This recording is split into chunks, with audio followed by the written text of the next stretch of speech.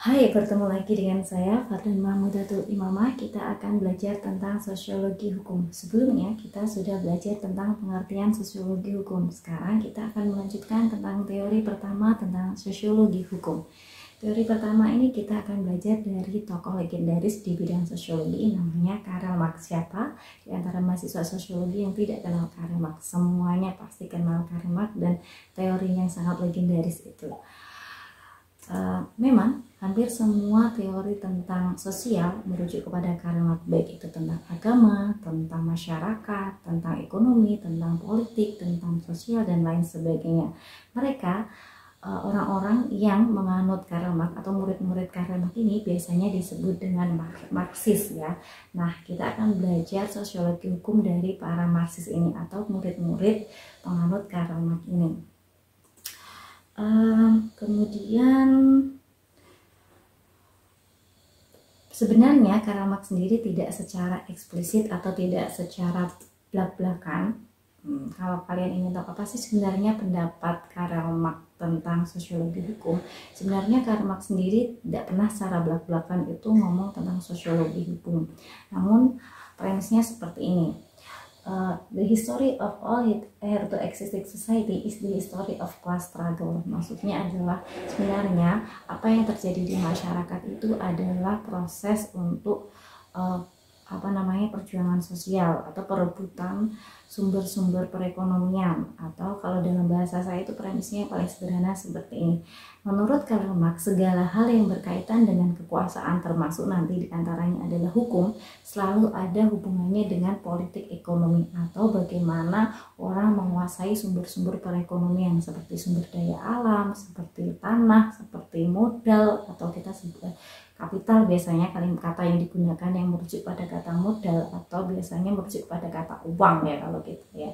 Mereka yang punya modal atau mereka yang punya uang biasanya disebut dengan bourgeois, sedangkan mereka yang tidak punya modal atau kapital inilah mereka yang kemudian disebut dengan proletar. Nah, menurut si Karl Marx ini, dunia ini bekerja dengan adanya konflik, biasanya disebut dengan teori konflik, di antara mereka atau di antara proletar dan bourgeois. Konflik itu adalah konflik dalam upaya untuk pengelolaan atau bahasanya biasanya seringnya perebutan kapital atau modal atau sumber ekonomi di antara mereka berdua. Jadi si bourgeois itu mereka itu kan jumlahnya sedikit, tetapi karena mereka punya kapital atau modal, mereka berusaha untuk bisa mengatur dalam tanda kutip atau menguasai para proletar ini. Cara mengaturnya berbagai macam. Salah satunya adalah melalui hukum ini. Bagaimana hukum ini dapat mereka gunakan sebagai alat untuk dalam tanda kutip menguasai atau mengatur proletar gitu.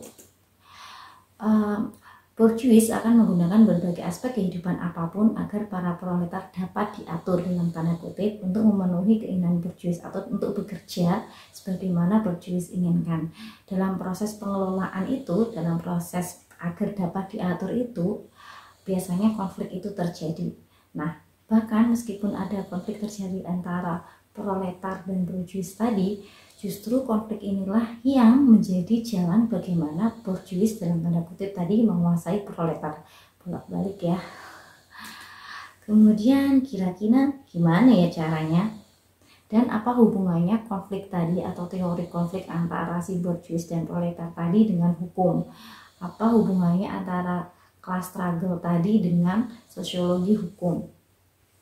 Ini ada dua statement. Yang pertama ada the class which is ruling material force in society is at the same time it ruling intellectual force. Jadi bagi Karl Marx ini dengan pernyataannya segala hal yang berupaya untuk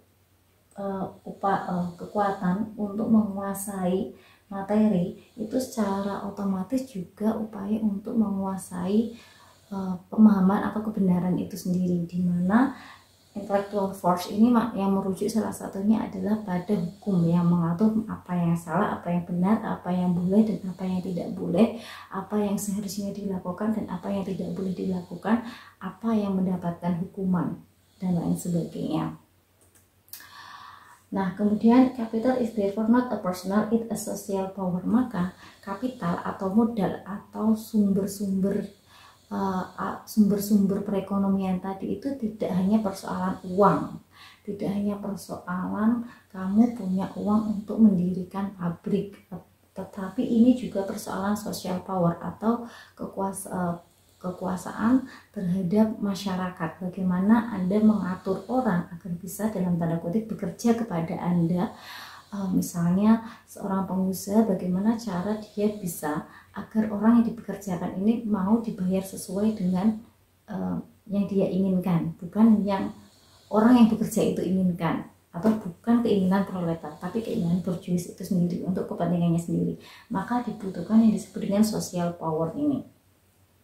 Oke, sampai di sini premis ada tentang pengelolaan kekuasaan selalu tidak pernah lepas dari penguasaan modal. Ini pernyataan-pernyataan yang kemudian dilanjutkan oleh murid-murid Karl Marx terkait fungsi hukum dalam masyarakat. Nah, terdapat 3 kelompok dalam menginterpretasikan pernyataan tersebut.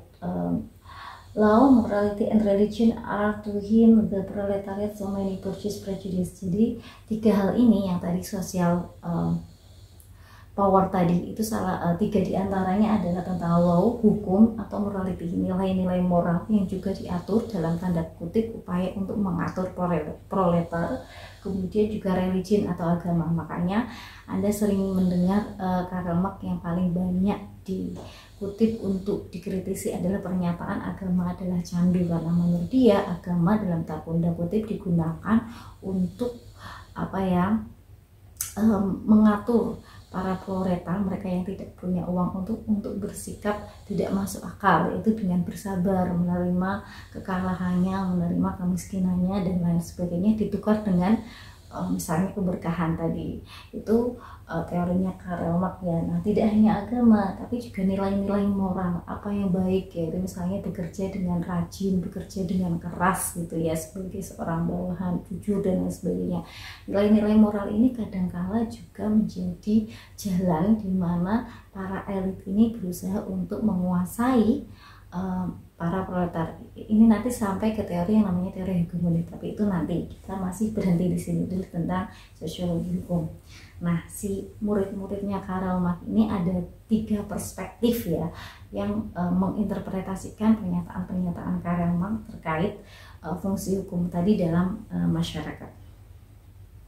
Sebelumnya disclaimer dulu nih, saya di sini akan membahas 3 perspektif ini dari tulisannya si Austin Key tentang Sociology of Law on Marx, Weber, and Durkheim. Anda bisa cari di Google, banyak banget. Nah, ini ringkasannya saja. Kemudian kelompok yang ada 3 kelompok. Yang pertama adalah determinis, yang kedua adalah semi autonomi, yang ketiga adalah dialectical perspektif gitu ya. Yang pertama, determinis interpretation. Apa kata kelompok determinis interpretation ini? Lihat gambar ini, kita kemarin pernah diskusi tentang pro kontra RUU Omnibus Law Cipta Kerja. Nah, sebelum ini contoh kasusnya, sebelum sampai ke situ, saya mau kembali lagi ke teorinya. Menurut kelompok pertama, kelompok ini berpendapat bahwa hukum hanyalah alat oleh penguasa atau elit untuk mengatur proletar. Nah, tadi ya, hukum itu hanya digunakan sebagai alat, berarti hukum itu bersifat pasif kan, khususnya untuk mendapatkan kekuasaan ekonomi atau kekuasaan terhadap sumber-sumber kapital, sumber-sumber modal seperti sumber daya alam, seperti tanah, seperti air gitu kan. Misalnya air di daerah pegunungan itu yang awalnya itu ya punya alam, tapi kemudian diprivatisasi, kemudian menjadi air galon yang dijual kepada kita, yang harusnya kita bisa dong dapat secara gratis uang itu dari alam, tapi itu bisa kemudian dijadikan objek. Nah, itu disebut dengan sumber daya alam sebagai sumber-sumber perekonomian atau kekuasaan ekonomi, yaitu peraturan-peraturan, kebijakan-kebijakan yang berpihak kepada mereka yang memiliki modal. Nah, hal itu di mana tadi kelompok pertama meyakini bahwa hukum adalah alat untuk oleh penguasa atau elit untuk mengatur proletar, khususnya untuk mendapatkan kekuasaan ekonomi. Hal itu dengan mengesampingkan faktor-faktor lain yang mempengaruhi. Berarti hanya terkait tentang bahwa hukum hanya digunakan untuk dalam tanda kutip menindas orang yang tidak punya atau proletar gitu ya. Nah ini yang paling sering kita diskusikan dalam forum yang pernah kita bicarakan di dalam e-learning, bahwa banyak dari mahasiswa atau sekalian biasanya mengatakan oh hukum tidak adil atau cenderung condong sebelah, tumpul ke atas tajam ke bawah. Nah biasanya mungkin Anda termasuk kelompok Marxis yang pertama ini ya, determinis tadi. Seperti ada kasus nenek yang hanya mencuri beberapa buah dari lahan pabrik karena tentu saja karena terpaksa, tapi kemudian harus menerima hukuman. Itu ada yang cerita kayak itu di forum ya.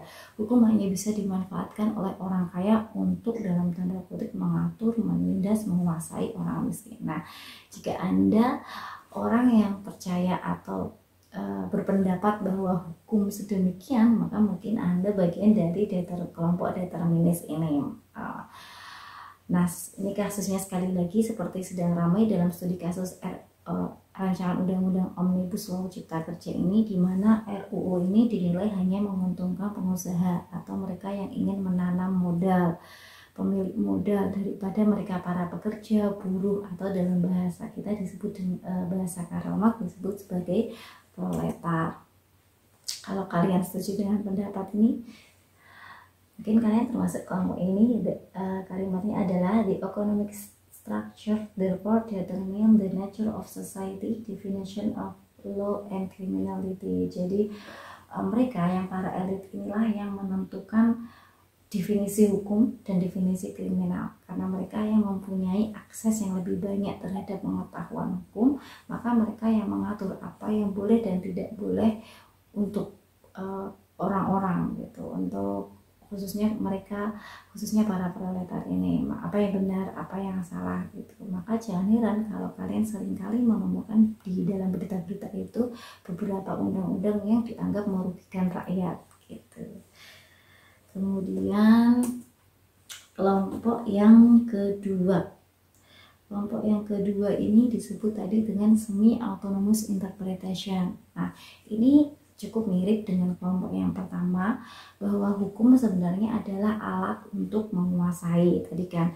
Tapi si kelompok kedua ini masih menerima bahwa sebenarnya masih banyak faktor lain selain penguasaan penguasaan terhadap sumber kekuasaan ekonomi tadi. Faktor-faktor lain itu bisa gender, bisa ras, bisa agama, dan lain sebagainya. Contohnya adalah tentang RUU PKS. Kemarin kita juga diskusi, kita memberikan contoh tentang rancangan undang-undang rancangan undang-undang PKS ini, penghapusan kekerasan seksual ini kan sedikit sekali ya isu ekonominya, atau bahkan lebih banyak yang pro dan kontranya ini. Salah satunya yang digunakan cara menilainya adalah dengan sudut pandang agama gitu, atau sudut pandang gender gitu kan, atau bahkan sudut pandang ras, atau bahkan sudut pandang orientasi seksual dan lain sebagainya. Maka disinilah kelompok yang kedua ini memberikan ruang kepada yang lain, bahwa sebenarnya tidak hanya dalam proses penguasaan terhadap perekonomian, bahkan mungkin juga dipengaruhi oleh beberapa hal lain ini, termasuk yang namanya social power tadi. Tidak hanya soal ekonomi, tetapi juga soal tentang agama, atau tentang nilai, tentang moral, tentang gender, tentang ras, dan lain sebagainya tadi. Kemudian kelompok yang ketiga adalah mereka yang disebut dengan dialectical perspective.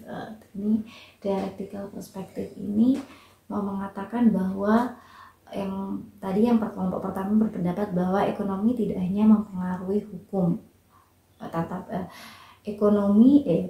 ekonomi atau hukum hanya digunakan sebagai alat untuk menguasai gitu kan, berarti hukum sifatnya pasif. Nah di kelompok ketiga ini tidak, dia lebih dia juga mengatakan bahwa karena tadi kalimatnya adalah dialektik, artinya ada hubungan erat. Jadi si hukum ini tidak hanya bersifat pasif tetapi juga memiliki karakter aktif, di mana hukum juga bisa mempengaruhi penguasaan ekonomi atau perubahan terhadap kebijakan-kebijakan perekonomian atau perubahan terhadap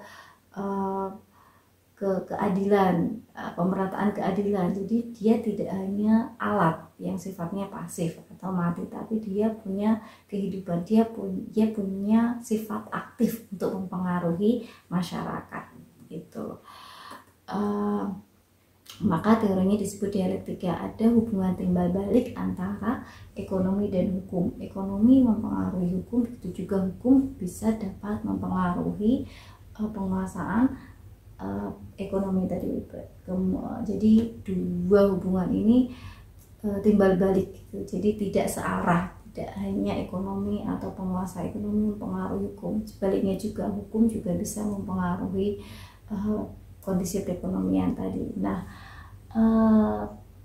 ini contohnya agak aneh juga ya. Maksud saya itu sebenarnya tidak hanya tentang hukum, kembali kepada kelompok yang kedua tadi, bahwa persoalannya itu kadang tidak hanya hubungan antara hukum dan social struggle tadi, atau khususnya terhadap kasus-kasus ekonomi. Bisa saja ekonomi ini kita ganti dengan society atau persoalan dalam masyarakat lain.